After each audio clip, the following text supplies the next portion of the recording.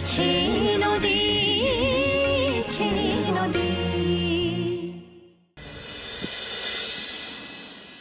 বেশ তো তাতান, তাহলে যাদের কাছে এগুলো গুণ তারাই দেখুক না তোমার দাদা ভাইকে। আমার কাছে যখন এগুলো গুণ নয়, আমি যখন এগুলোকে দোষ বলে চিহ্নিত করছি, তখন কেন টানছো ভাই আমাকে এখানে থাকার জন্য?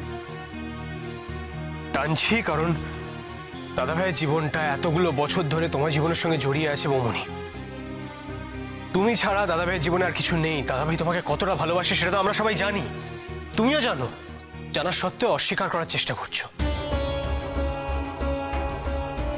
তাতান, তাতান, শুধু তোমার দাদা ভাইয়ের কথাই জানার আছে বুঝি?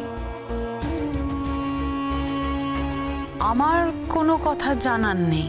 ও, আমি তো মানুষই নই বোধহয়, তাই না? অদ্ভুত।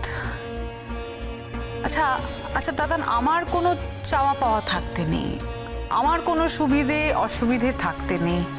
বাহ, এটাই যদি হয়ে থাকে তাহলে তো তাতান অনেকদিন আগেই আমার এই সম্পর্ক থেকে বেরিয়ে যাওয়া উচিত ছিল, অনেকদিন আগেই আমার এই বিয়েটা ভেঙে দেওয়া উচিত ছিল।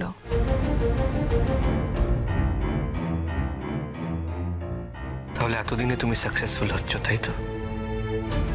একটা কথা বলো, শুধু সেপারেশন নিয়েই থাকবে না ডিভোর্সও ফাইল করবে?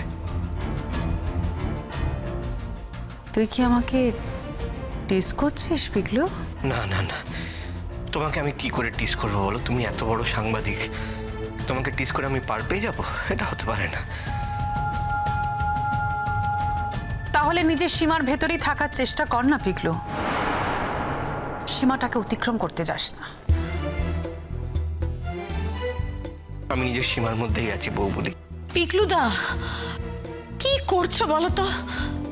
যাওয়ার সময় কি এইভাবে অশান্তি করবে?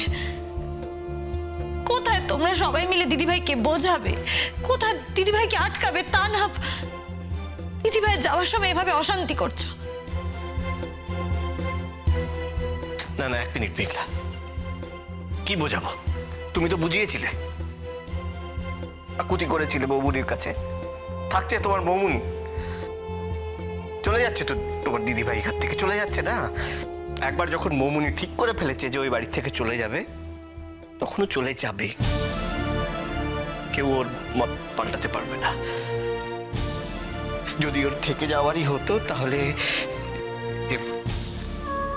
ভালোবেসে কাঁদছে, ছোট মাসি কান্নাকাটি করছে, শিবরি আকুতি মিনতি করছে, এসব দেখেই বৌমনি থেকে যেত। বৌমনি থাকবে না, তাই বলে